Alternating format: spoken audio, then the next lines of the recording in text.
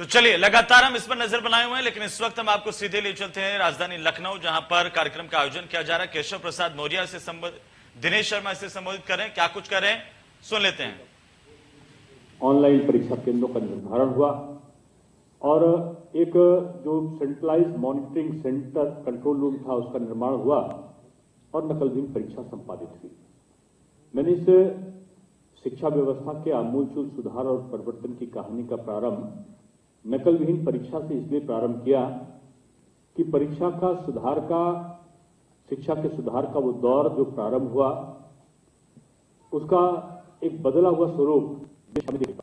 माननीय मुख्यमंत्री जी के नेतृत्व में संबंधित बेसिक शिक्षा विभाग के माननीय मंत्री और अधिकारियों ने एक लक्ष्य बनाकर काम किया।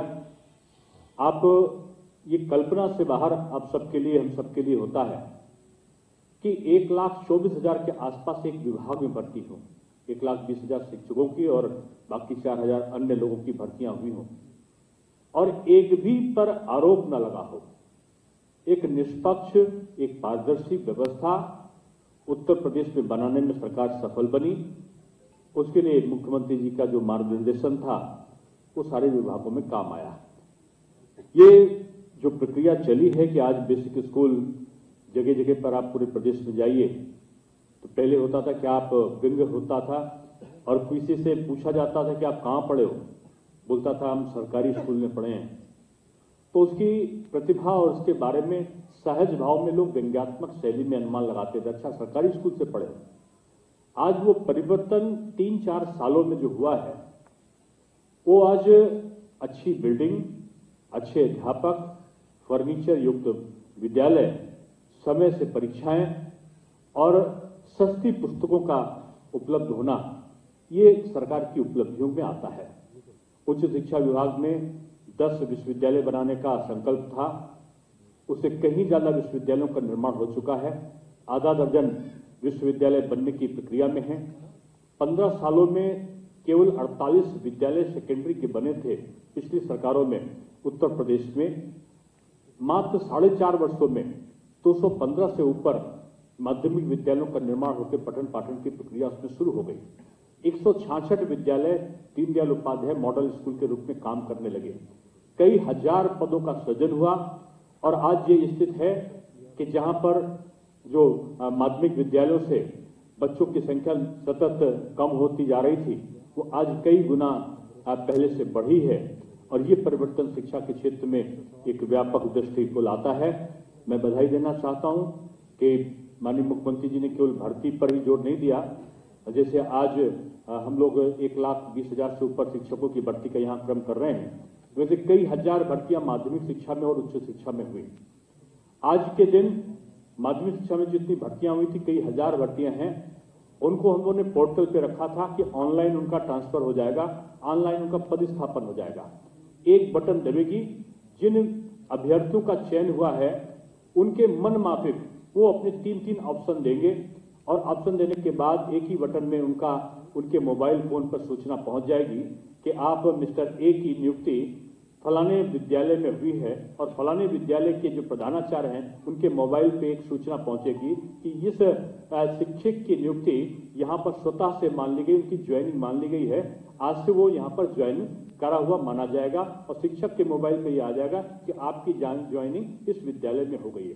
यानी ज्वाइनिंग के लिए न दौड़ना पड़े, ज्वाइनिंग के लिए अच्छे स्थान के चयन के लिए इतना सोर्स न लगाना पड़े, घूस न देना पड़े। एक पारदर्शी व्यवस्था के तहत केवल नियुक्ति नहीं, नियुक्ति से लेकर उसका पदस्थापन तक की जो प्रक्रिया है पूरी पारदर्शी प्रक्रिया के माध्यम से किया गया। शिक्षक नियुक्त होने के बाद वो कहां जाएंगे, उनका स्थानांतरण कैसे होगा, इसकी प्रणाली को भी शिक्षा विभाग में ऑनलाइन तरीके से तय किया गया। ऑनलाइन तरीके से जब अपना जो आप चॉइस देंगे उस चॉइस के अनुसार आपके मोबाइल पर आपकी नियुक्ति कहाँ हुई और जहां नियुक्ति हुई वहां पर इसकी सूचना पहुंचेगी। इस प्रकार की प्रक्रियाओं को करके आज शिक्षा विभाग ने अपने नए संकल्पों को दोहराया है। ऑनलाइन शिक्षा के माध्यम से भी एक नए विकल्प पर हम लोग तेजी के साथ में काम कर रहे हैं। हाई स्कूल इंटरमीडिएट में आप जानते हैं कि पहली बार 100 साल के इतिहास में आपकी प्रमोशन की प्रक्रिया हुई थी। माननीय मुख्यमंत्री जी के दिशा निर्देशन में जल्द ही हम लोग जो अंक तालिकाओं में अंकन की प्रक्रिया है उसको संपादित करने की तरफ बढ़ रहे हैं और मुझको लगता है कि अगला सत्र हम लोग जल्दी से एक सामान्य प्रक्रिया के तहत प्रारंभ करने में सफल होंगे।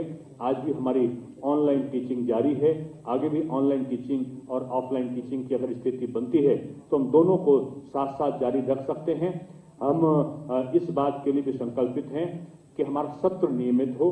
हम इस बात के लिए भी संकल्पित हैं कि जो प्रतियोगी परीक्षा में पढ़ने वाले बच्चे हैं उनको भी जो शिक्षा का अधिकार उनका है या उनको कम तैयारी की जो प्रक्रियाएं हैं वो बाधित ना हो सके। इसके अलावा सरकार ने जो प्रतियोगी परीक्षा में निःशुल्क ट्रेनिंग पाके बच्चे अपना पास कर सकें, अभ्युदय योजना के माध्यम से उन्हें टैबलेट देने का और बड़े बड़े जो मूर्धन्य विद्वान हैं, जो सिविल सर्विसेज के रिटायर्ड लोग हैं या वर्तमान में जो IAS PCS में काम कर रहे हैं, तमाम विद्वत शिक्षकों के माध्यम से इस प्रकार के प्रशिक्षण का काम भी प्रदेश में बृहद स्तर पर मंडल स्तरों पर मंडलायुक्त के अध्यक्षता में ये काम संपादित हो रहे हैं। तो मैं कह सकता हूं कि जो मूल हमारी व्यवस्थाएं थी कि शिक्षा, कृषि, कानून व्यवस्था और स्वास्थ्य सभी में एक व्यापक परिवर्तन करने का जो लक्ष्य था उसको प्राप्त करने में हमारी सरकार कामयाब हुई है। मैं बार बार इस कार्य के लिए माननीय मुख्यमंत्री जी को साधुवाद देता हूं कि मैंने हालांकि मुख्यमंत्री जो होते हैं उनके पास अपने विभाग होते हैं, अपना काम होता है, लेकिन मुझे गर्व की अनुभूति होती है कि एक विभाग का मंत्री जितना अपने विभाग के बारे में जानता है शायद उससे कहीं अधिक माननीय मुख्यमंत्री जी को उस विभाग की जानकारी होती है। ये एक अच्छी प्रक्रिया है। आज हम लोग गोरखपुर में उत्तर प्रदेश अपना खुद का सैनिक स्कूल राज्य सरकार के खर्चे पर बनाने जा रहा है, उसका प्रारंभ हम लोग करने जा रहे हैं। 5 सैनिक स्कूल हम लोग उत्तर प्रदेश में अब तक बना चुके हैं। ये भी एक हमारा एक बहुत बड़ा रिकॉर्ड है कि हम जहां 10 से ऊपर विश्वविद्यालय, जहां 200 से 15 से ऊपर विद्यालय सेकेंडरी के और जहां 55 से ऊपर महाविद्यालय हम बना चुके हैं और 20 के आसपास हम बनाने की तरफ आगे बढ़ रहे हैं। ये एक ऐसे लक्ष्य हैं जो शिक्षा के प्रति हमारी दृष्टि को, सरकार की प्राथमिकताओं को दर्शाते हैं। मैं पुनः विशेष शिक्षा विभाग के मंत्री जी को भी, श्री सतीश चंद्र द्विवेदी जी को भी, उनके विभाग के अधिकारियों को भी मैं साधुवाद देता हूं कि जिस प्रकार से एक डिग्री के अध्यापक होने के बावजूद सतीश द्विवेदी जी ने अथक परिश्रम के माध्यम से अपने विभाग में आमूलचूल परिवर्तन की दिशा में बड़े महत्वपूर्ण काम किए हैं माननीय मुख्यमंत्री जी के दिशा निर्देशन में। और मुख्यमंत्री जी ने जैसे छोटी छोटी चीजों पर कि किस प्रकार से किस कक्ष में बच्चे पढ़ेंगे, कहाँ पर खेलेंगे, कहाँ पर भोजन की व्यवस्था होगी, कैसे प्रार्थना होगी, कौन सा सब्जेक्ट होगा, किताबें कहाँ से आएंगी, उनका निःशुल्क वितरण कैसे होगा, मोजा होगा, उनकी पुस्तक होगी, उनका बैग होगा, उनके कपड़े होंगे, उनका स्वेटर होगा, क्या क्या चीज हम उनको मुहैया करा सकें। यानी हर दृष्टि से एक समग्र विचार के उपरांत विभाग का जो परिवर्तन की प्रक्रिया आपने संपादित की है, निश्चित रूप में पूरा बेसिक शिक्षा विभाग और आपके अधिकारी सभी इसके बधाई के पात्र हैं। बहुत बहुत धन्यवाद।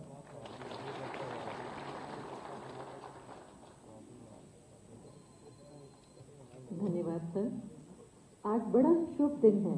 आज प्रदेश में 69,000 अध्यापकों की नियुक्ति के तीसरे चरण में 6,696 नवनियुक्त अध्यापकों को नियुक्ति पत्र प्रदान किए जा रहे हैं। नियुक्ति पत्र वितरण का शुभारंभ माननीय मुख्यमंत्री जी के कर कमलों द्वारा इस समारोह में किया जाएगा।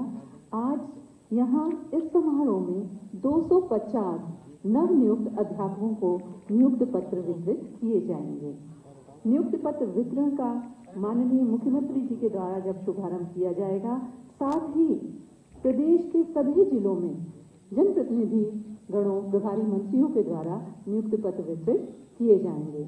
सभी नवनियुक्त अध्यापकों को बहुत बहुत शुभकामनाएं हैं। अब उन नवनियुक्त अध्यापकों में से 10 अध्यापकों के जीवन का वह महत्वपूर्ण एवं अविस्मरणीय पल आ गया है जब उन्हें माननीय मुख्यमंत्री जी के कर कमलों से नियुक्ति पत्र प्रदान किया जाएगा।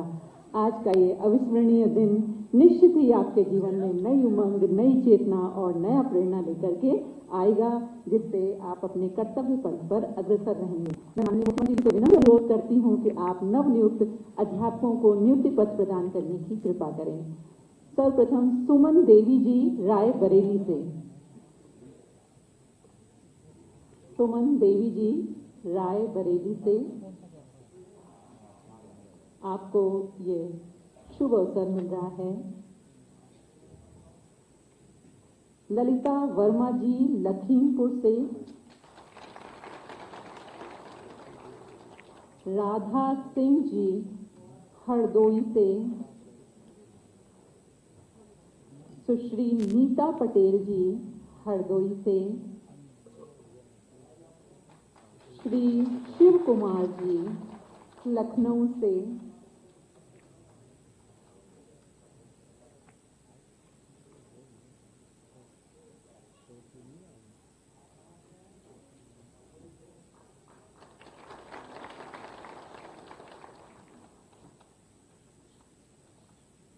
श्री शिव कुमार जी हरदोई से, लखनऊ से।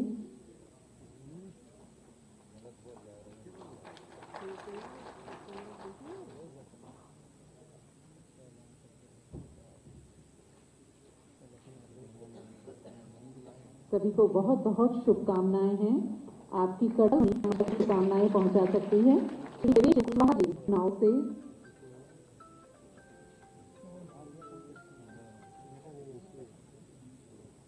श्री देवेश सिंह कुशवाहा उन्नाव से।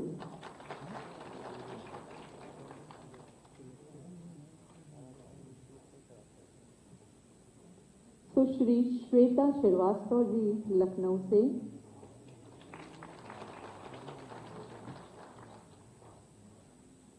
श्री विपिन कुमार यादव जी सीतापुर से।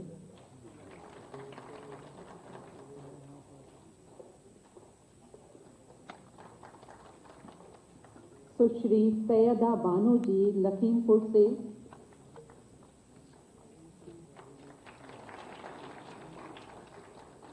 श्री संदीप कुमार दुबे जी उन्नाव से।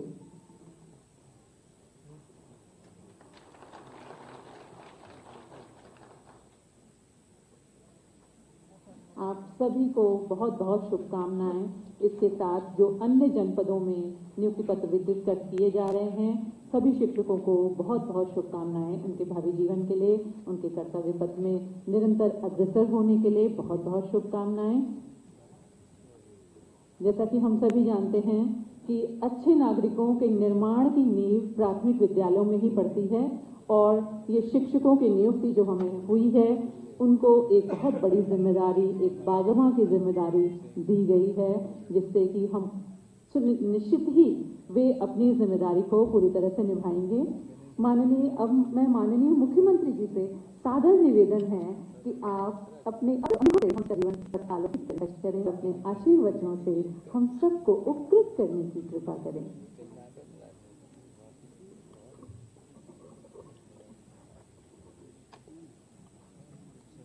बेसिक शिक्षा परिषद के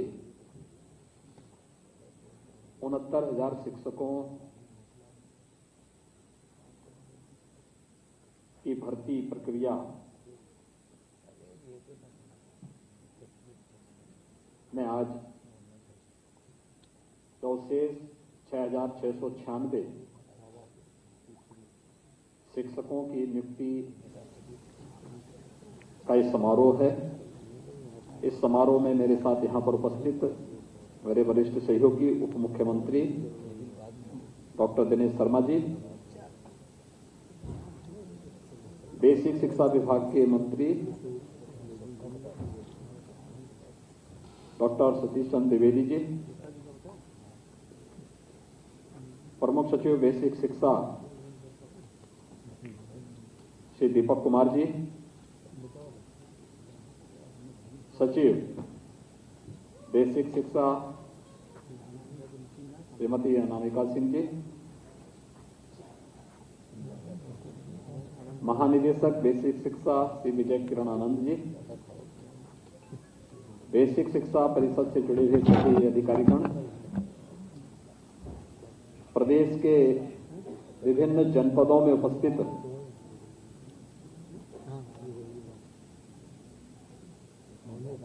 मेरे सहयोगी मंत्रीगण, माननीय सांसद और विधायकगण, और जिनके लिए आज का इस समारोह आयोजित किया गया है, नवनियुक्त सभी शिक्षक भाइयों बहनों, मैं सबसे पहले आप सबको एक पारदर्शी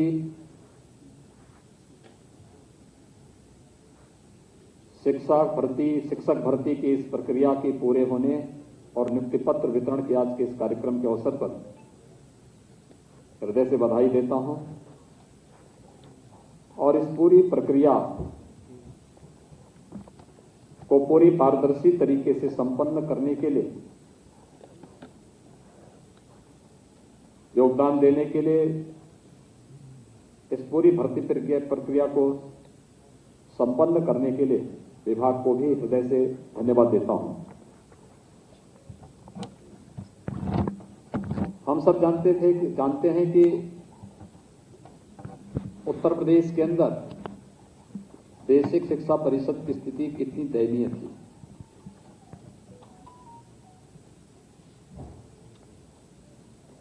एक 1,35,000 से अधिक बेसिक शिक्षा परिषद के विद्यालय पूरे प्रदेश में थे, लेकिन उन विद्यालयों की स्थिति अत्यंत दयनीय थी। भवन जर्जर थे, भवन है तो शिक्षक नहीं है, शिक्षक हैं तो छात्र नहीं है, छात्र हैं तो वहां पर बुनियादी सुविधाएं नहीं हैं, और अगर छात्र हैं भी तो उनके पास न यूनिफॉर्म होती थी, नंगे पैर गांव के बच्चों को स्कूल जाना पड़ता था।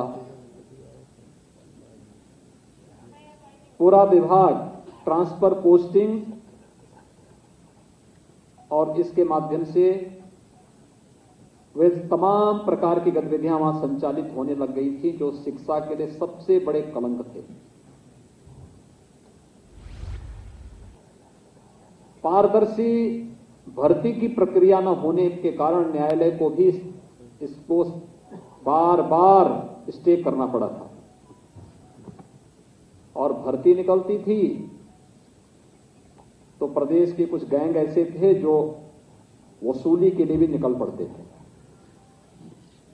कुछ खानदान और कुछ परिवार ऐसे थे जिनकी आजीविका का जरिया हो गया था। उसका प्रभाव प्रदेश के युवाओं पर तो पड़ता ही था, लेकिन उसके दुष्परिणाम से पूरे प्रदेश को उसके दुष्परिणाम को झेलना पड़ा था। आज मुझे बताते हुए प्रसन्नता है जब हमारी सरकार अपने कार्यकाल के 52 महीने यानी 4 वर्ष 4 महीने का कार्यकाल अपना पूरा कर चुकी है। 4 महीने पूरे कार्यकाल के हमारी सरकार 7 लाख से युवाओं को सरकारी नौकरी उत्तर प्रदेश दर्ज दी, और एक भी नौकरी पर कोई संदेह नहीं कर सकता। भर्ती की प्रक्रिया पूरी पारदर्शी तरीके के साथ, पूरी ईमानदारी के साथ, पूरी शुचितापूर्ण तरीके के साथ संपन्न हुई है।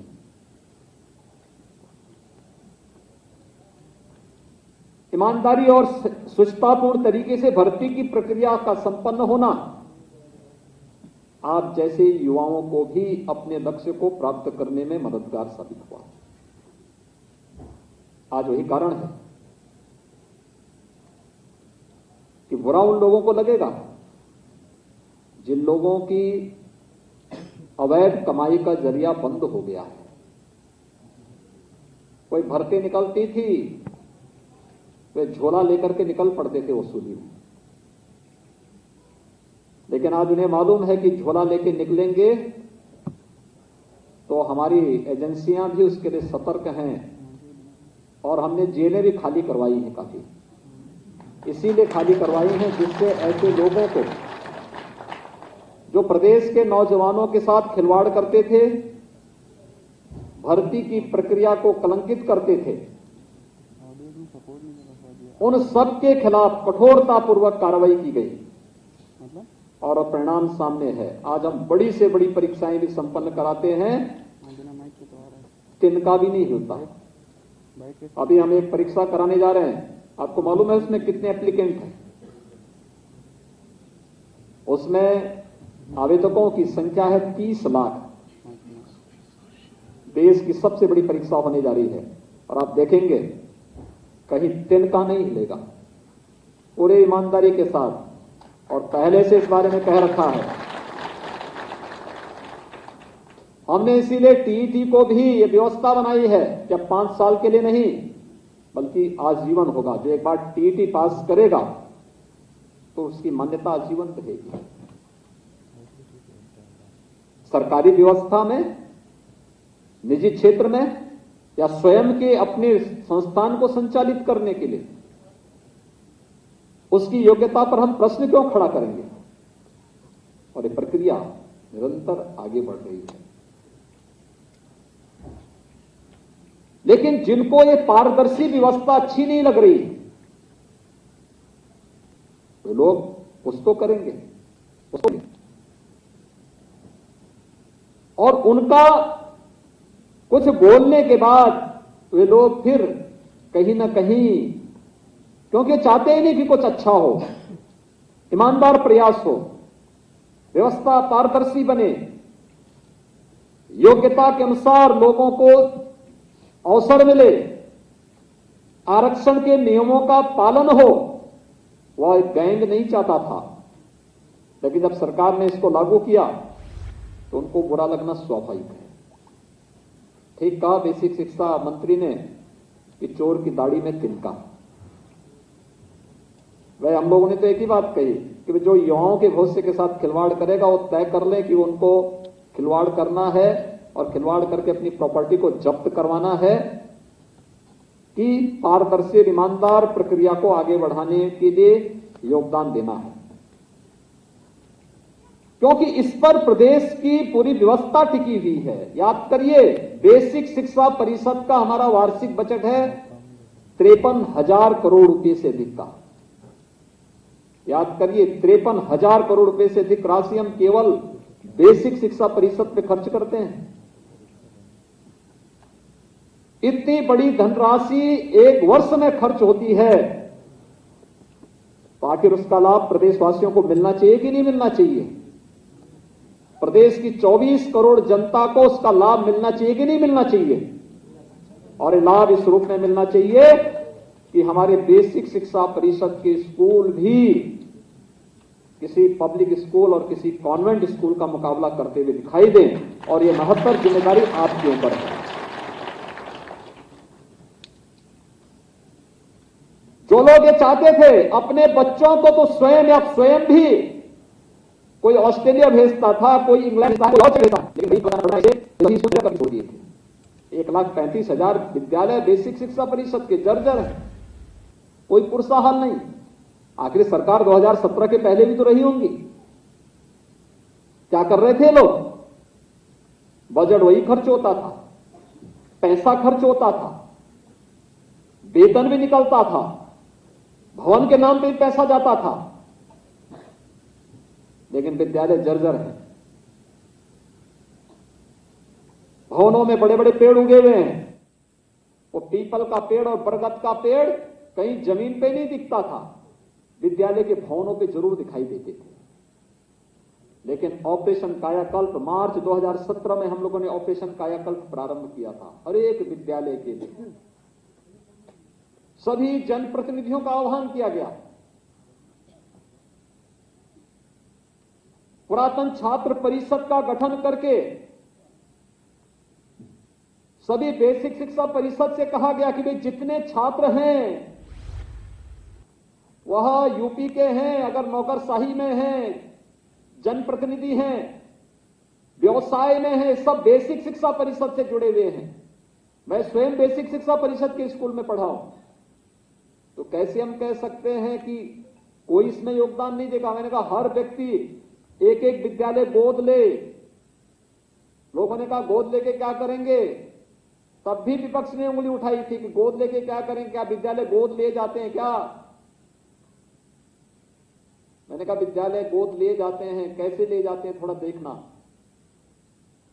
तब भी उन्होंने हमारी कार्यपद्धति में प्रश्न किया था। लेकिन आज जब 1,20,000 से अधिक विद्यालयों को ऑपरेशन कायाकल्प के माध्यम से उनका सुंदरीकरण करके उनकी आंखें अब उसको देख करके भी घबरा रही हैं कि अगर गरीब का बच्चा पढ़ लेगा तो फिर क्या होगा।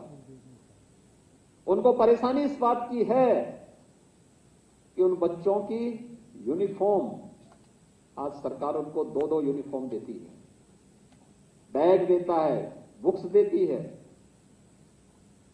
जूते मोजे उन बच्चों को उपलब्ध कराए जाते हैं। अब गरीब का बच्चा भी अच्छा जूता मोजा पहनेगा, स्कूल जाएगा, स्वेटर दिया जाएगा, जाड़ों में ठिठुरेगा नहीं।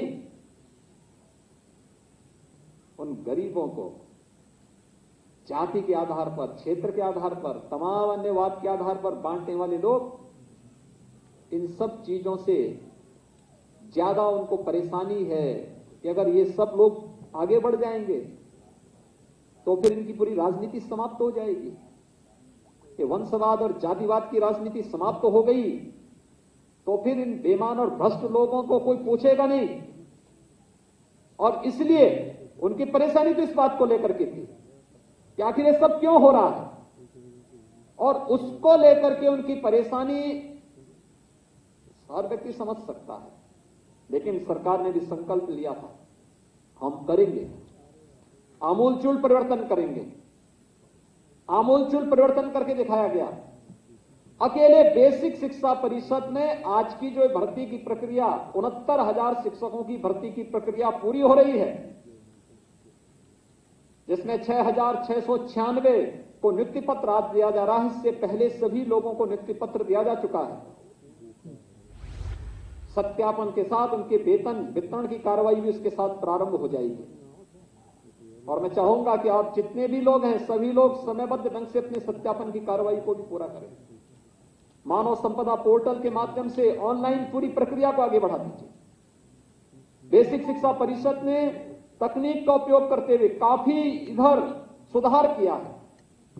उस सुधार के साथ आप सब जुड़ जाएंगे तो मुझे लगता है बेसिक शिक्षा परिषद देश का सबसे बड़ा बेसिक शिक्षा का परिषद तो होगा ही, लेकिन सबसे अधिक छात्र संख्या की दृष्टि से भी सबसे बड़ा परिषद के रूप में यह आगे बढ़ सकता है। और इस पर आप सबको कार्य करने की आवश्यकता है।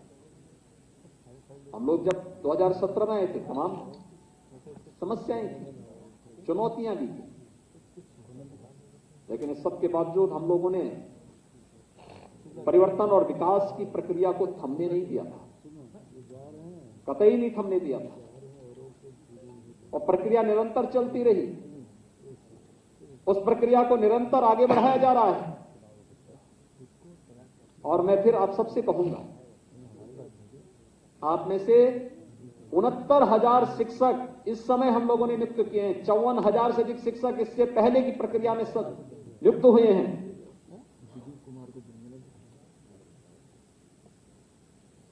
पिछले 15-16 महीनों का जो समय है पूरे देश और दुनिया के लिए अत्यंत संकटग्रस्त रहा है। बेसिक शिक्षा परिषद में या माध्यमिक शिक्षा परिषद में बच्चों को फिजिकली क्लासरूम में बुलाने में कठिनाई हो रही है। ऑनलाइन की प्रक्रिया के साथ जोड़ने का एक प्रयास तो हुआ, लेकिन उसमें भी अपनी समस्याएं हैं। हम सबको इन्हीं के बीच से कोई रास्ता निकालना होगा।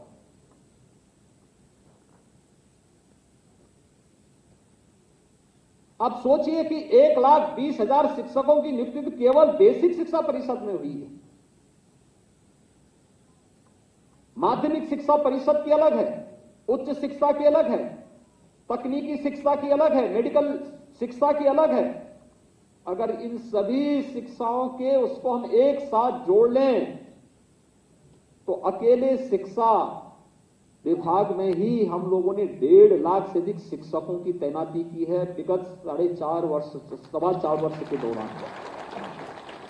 1.5 लाख से अधिक शिक्षकों की भर्ती केवल शिक्षा से जुड़े हुए विभागों में उत्तर प्रदेश के अंदर हुई है और लगभग 4.5 लाख भर्ती की प्रक्रिया की दिशा में हम तेजी के साथ आगे बढ़ रहे हैं।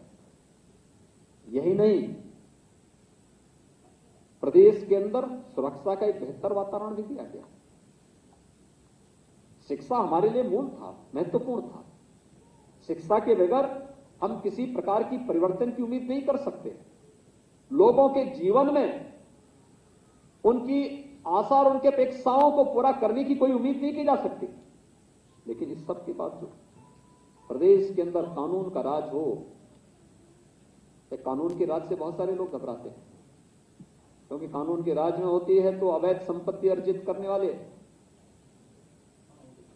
प्रदेश के अंदर सत्ता के शागिर्द बन करके गरीबों की, व्यापारियों की प्रॉपर्टी को कब्जा करने वाले, सरकारी धन को जबरन आहरित करने वाले, इन सब लोगों की प्रॉपर्टी भी जब्त हो रही है। लोग घबरा रहे हैं, क्योंकि पहले तो बोलते ही थे हम लोग, लेकिन जब हमने कार्रवाई प्रारंभ की 1500 करोड़ रुपए से अधिक की ऐसी संपत्ति हमने जब्त की है, तो फिर परेशानी होने लग गई उन लोगों को जिनके गैंग संचालित होते थे। परेशान हो गए लोग। ये कानून का राज प्रदेश में निवेश को आगे बढ़ाने में मदद किया है। प्रदेश लगभग 4 लाख करोड़ रुपए से अधिक का निवेश इस दौरान के अंदर होता है। ये केवल निवेश नहीं, ये प्रदेश के अंदर रोजगार के सृजन का भी एक माध्यम बना है। 1,61,00,000 से अधिक नौजवानों को केवल इस क्षेत्र में निवेश के माध्यम से हम लोगों ने रोजगार उपलब्ध करवाया है। और प्रदेश तो पहले से बहुत समृद्ध रहा है इस दृष्टि की सूक्ष्म लघु मध्यम उद्यम क्षेत्र में उत्तर प्रदेश की अपनी उपलब्धियां। उत्तर प्रदेश के हमारे पूर्वज बहुत दूरदर्शी थे और उनकी दूरदर्शिता का परिणाम क्या था कि एमएसएमई सेक्टर में प्रदेश के अंदर जो क्लस्टर बने हुए थे अलग अलग जनपदों में, जिसे हम लोगों ने एक जनपद एक उत्पाद के माध्यम से आगे बढ़ाने का कार्य किया।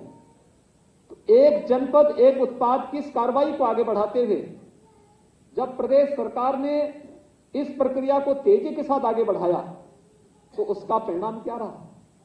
प्रदेश तेजी के साथ आगे बढ़ा और उसमें हम लोगों ने स्वरोजगार की संभावनाओं को भी आगे बढ़ाया।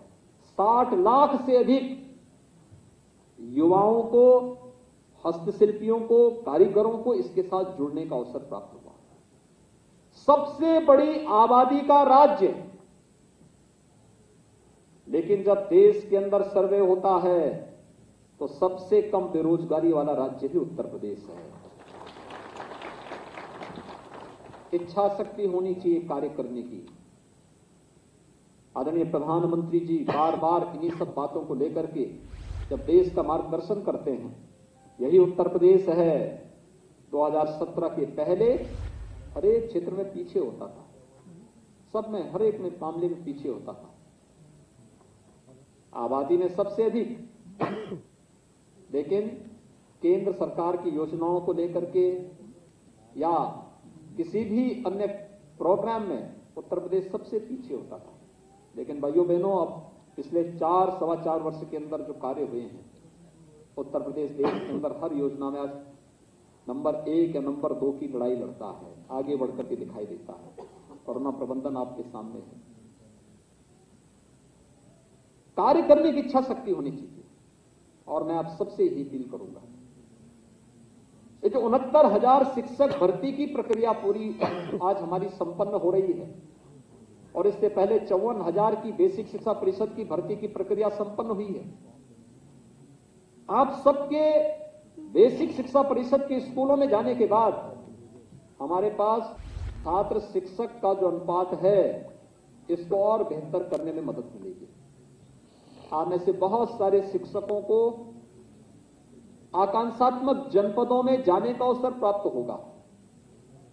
याद रखना, शुरुआती समय में सिफारिशें मत करवाइएगा और सर्विस काल में सिफारिश करा करके आप पहले ही चरण में अपने होनहार भविष्य को आगे बढ़ाने के लिए स्वयं बाधक मत बनना, क्योंकि आपका एक एक क्षण एक एक वर्ष आपके लिए नए अनुभव देखने का एक अवसर प्राप्त होगा। जीवन में महानता अर्जित करने के लिए आवश्यक नहीं कि व्यक्ति कोई बड़ा उसमें जाए, ओहदे पे जाए तो ही महानता प्राप्त कर पाएगा। याद रखना, महानता प्राप्त करने के लिए व्यक्ति जब उन लोगों के पास जाएगा जो वास्तव में नीडी है और वहां पर कार्य करेगा, तो वहां पर आपके द्वारा किए जाने वाले प्रयास की वैल्यू होगी। लोग उसका मूल्यांकन करेंगे और न केवल वहां का स्थानीय समाज मूल्यांकन करेगा, बल्कि देश ही, दुनिया भी मूल्यांकन करेगी, सरकारें मूल्यांकन करेंगी और फिर वह आपकी महानता का रास्ता भी खुलेगा। 8 आकांक्षात्मक जनपदों में पिछले 3 वर्ष के दौरान विभिन्न पैरामीटर में उत्तर प्रदेश ने अच्छे लक्ष्य हासिल किए।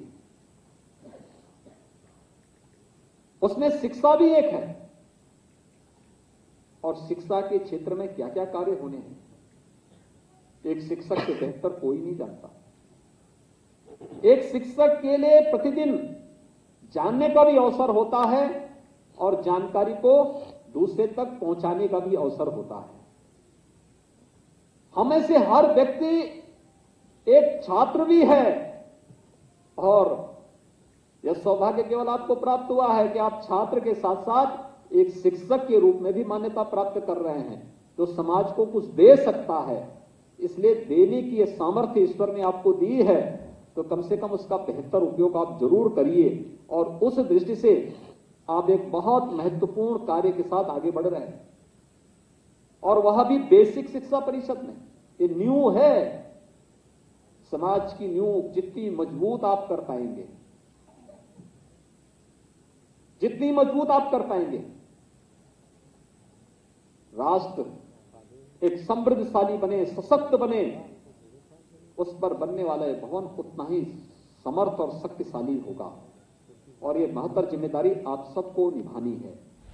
उस जिम्मेदारी के लिए आपका आह्वान करते हुए आपसे मैं एक ही अपील करूंगा कि अगर एक ईमानदारी पूर्ण तरीके से पारदर्शी और सुचितापूर्ण भर्ती की प्रक्रिया का पार्ट बने हैं, किसी को भी सिफारिश नहीं करानी पड़ी होगी, किसी से नहीं, सिफारिश की कोई आवश्यकता ही नहीं।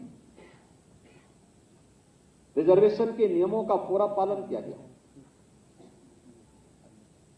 हर एक स्तर पर इसका पालन करने का कार्य हुआ और योग्यता के अनुसार हर एक व्यक्ति को यह व्यवस्था के साथ जोड़ा जा रहा है। जब सरकार इतनी पारदर्शी व्यवस्था आपको दे रही है, तो सरकार आपसे उम्मीद भी करती है कि जितनी ईमानदारी सरकार ने आपके प्रति दिखाई है, उतनी ईमानदारी आप इस समाज के प्रति जरूर दिखाएंगे, क्योंकि समाज का ऋण हमारे ऊपर है,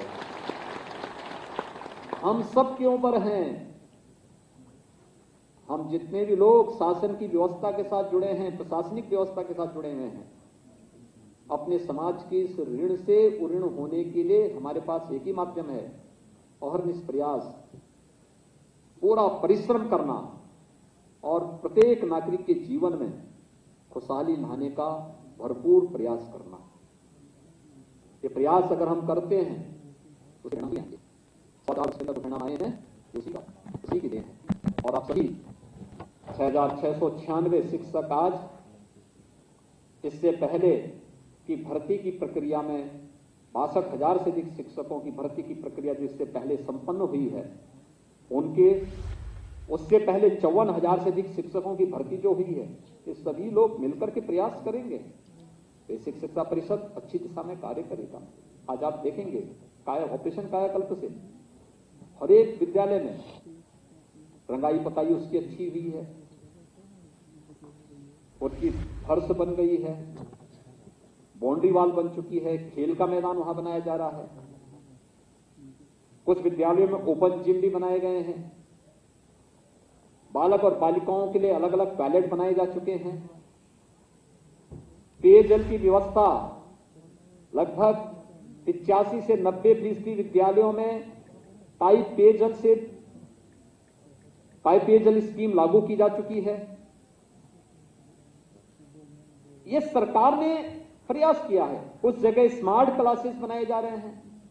अभी हम लोगों ने स्मार्ट क्लासेस के लिए व्यवस्था की है, CSR से, अन्य महानुभावों के सहयोग से, कुछ जगह पब्लिक ने सहयोग किया है, पुरातन छात्र परिषद ने सहयोग किया है।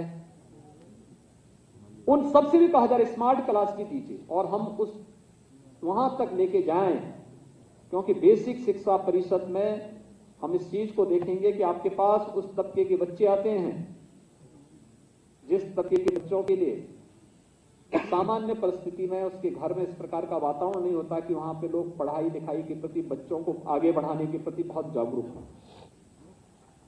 ये जिम्मेदारी आपकी है और मैं चाहूंगा कि हर एक शिक्षक कम से कम प्रयास तो करें कि जिस ग्राम पंचायत में होगा उस ग्राम पंचायत के एक एक घर के साथ जुड़े, व्यक्तिगत इंटरेक्शन रखें। आपके पास गांव का पूरा डाटा होना चाहिए, गांव की कुल घर कितने हैं, कुल आबादी कितनी है, कितने सरकारी सेवा में हैं, कितने निजी क्षेत्र में काम करते हैं, कितने किसान हैं, कितने श्रमिक हैं, किस किस तबके के लोग हैं। स्किल मैपिंग इसको आप कह सकते हैं, इसको आप प्रत्येक गांव का अपने पास डाटा बना करके रख सकते हैं।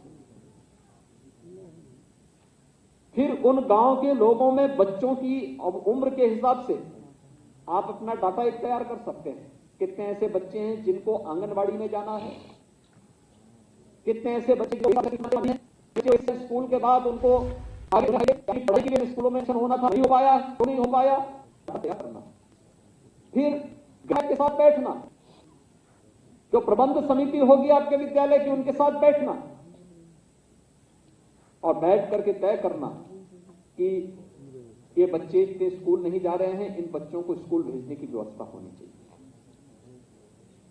किसी परिवार के पास ये व्यवस्था नहीं तो गांव के किसी व्यक्ति को तैयार करना कि भाई जैसे इस विद्यालय की कायाकल्प की गई है, इस बच्चे को गोद लेकर के इस बच्चे को स्कूल भेजो, इसकी कॉपी किताब की व्यवस्था, इसकी फीस की व्यवस्था, इसको अच्छी पढ़ाई की व्यवस्था हो सके।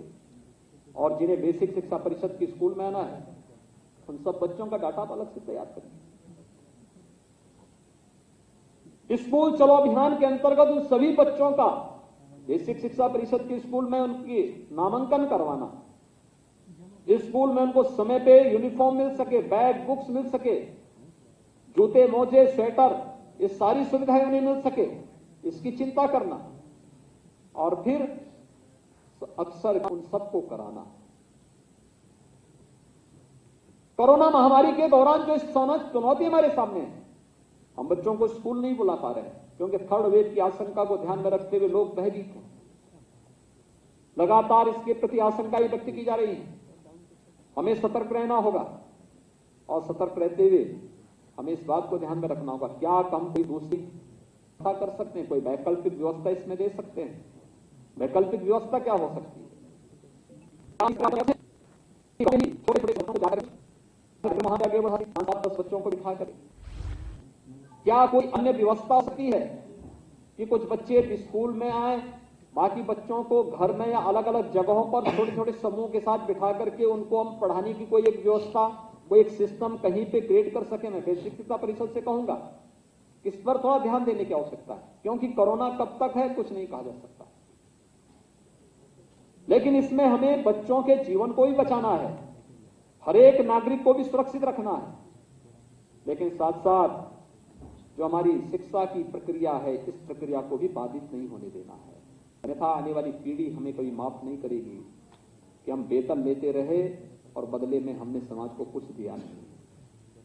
हम सुविधाएं लेते रहे क्योंकि सुविधा न मेरे घर का है न किसी और के घर का है। ये जनता के द्वारा जो टैक्स हमें प्राप्त होता है उससे ये सुविधा हम लोग समाज को बांट पाते हैं। और इसलिए समाज के इस ऋण से उऋण होने के लिए आवश्यक है कि हम समाज को बदले में अपनी मेहनत से, अपने परिश्रम से, इनोवेशन से कुछ नया दे सकें, कुछ अच्छा करके दे सकें। उसके लिए कुछ वैकल्पिक व्यवस्था भी दे। अगर महामारी है उसका भी विकल्प निकलेगा, उसमें भी रास्ता निकाला गया।